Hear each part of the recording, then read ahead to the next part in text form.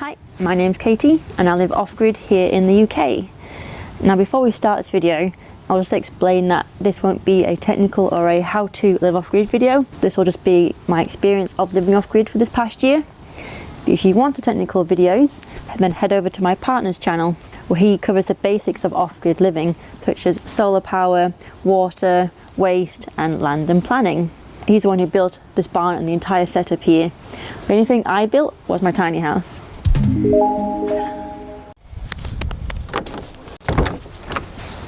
So to answer the question that all my friends and family ask me, yes, we are totally off-grid here. We're not hooked up to the power grid, the water or the waste. And that means that we generate all of our electricity here. We harvest all the rainwater ourselves. And to answer the second question that I get asked the most, yes, this dwelling is legal. And we also pay council tax, and that means we can vote.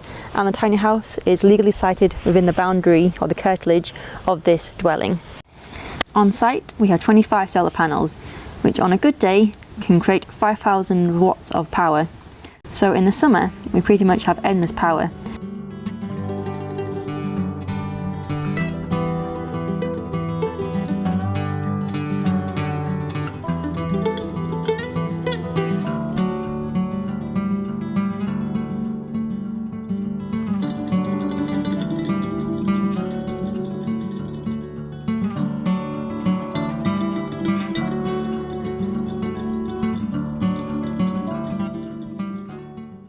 So it means you can have the oven on all day if you wish.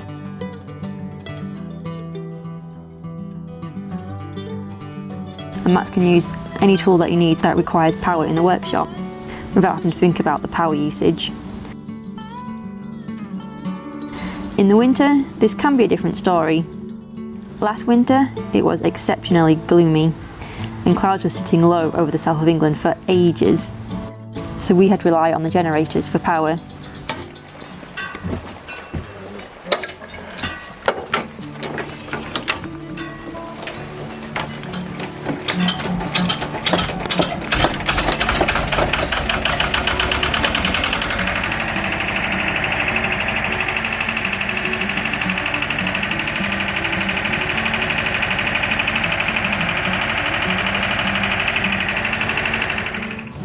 Last December and January were a rare occurrence though, as all it takes is a few sunny hours in the middle of the day and the batteries are usually topped up again.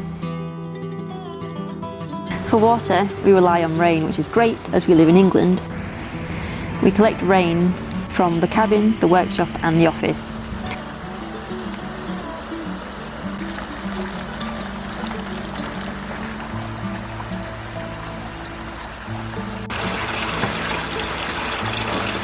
Well, they all flow into these 3 tanks. These are filtered 3 times before we drink it.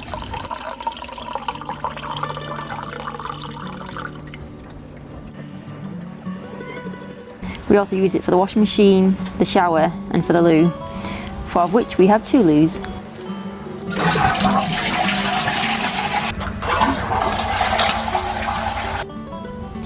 We also have an IBC in the garden.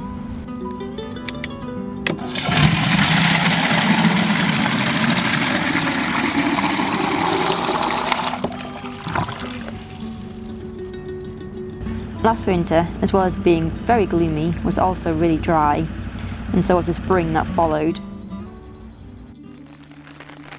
But we were mindful of our water consumption until it rained. These moments are uncommon, but will most likely be becoming more common in the future. To heat our water, we use the immersion heater in the summer when we have excess solar, and in the winter we use the range to heat our water, which also heats the cast iron radiators.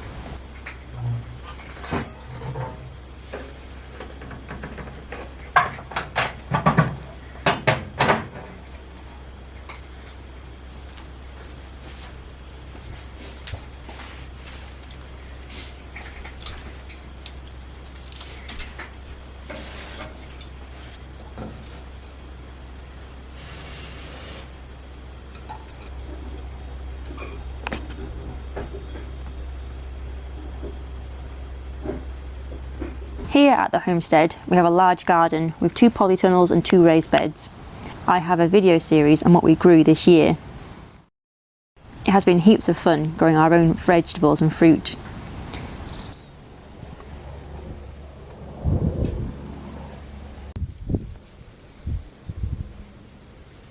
I feel like the goalpost for growing vegetables each year moves in terms of the weather, pests and diseases. Some of the fun things we grew this year were peaches and a watermelon.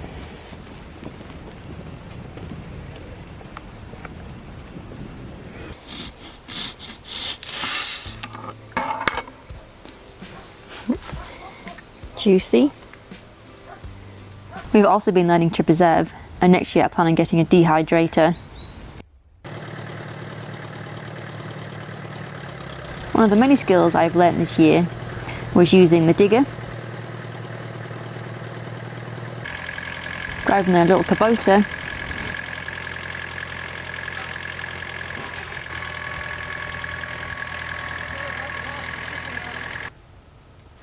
and I've also been learning how to process wood. I'd used an axe before, and I learnt how to use a chainsaw last year.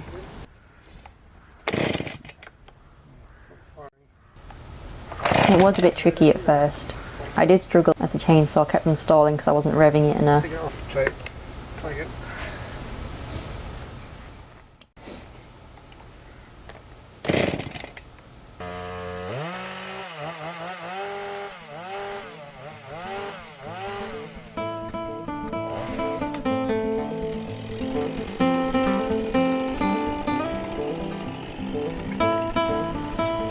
But it is satisfying once you get the hang of it.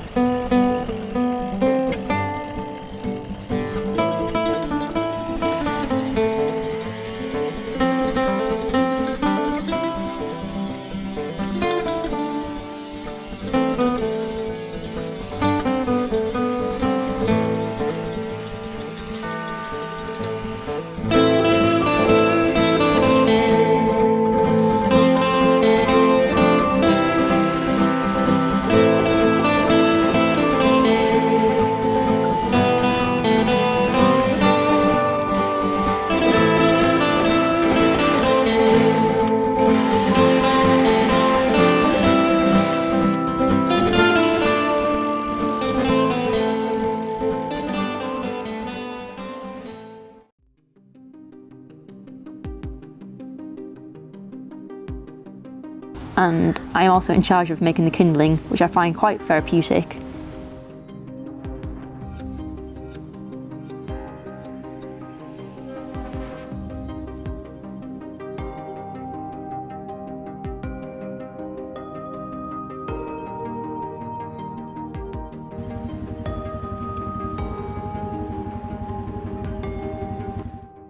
Along with using a chainsaw and preserving food, I've been learning to make bread and other flour related foods, which has been fun and a tasty journey so far.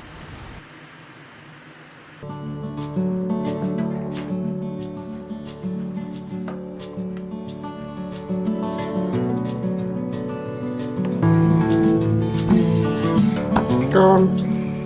Save cream for cake.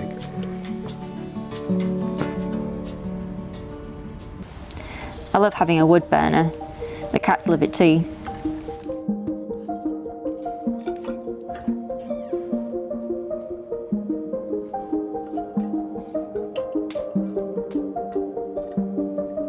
That rounds up my experiences of living off-grid so far. I've learnt a lot and I'm looking forward to all the other adventures it will bring. Thank you for watching.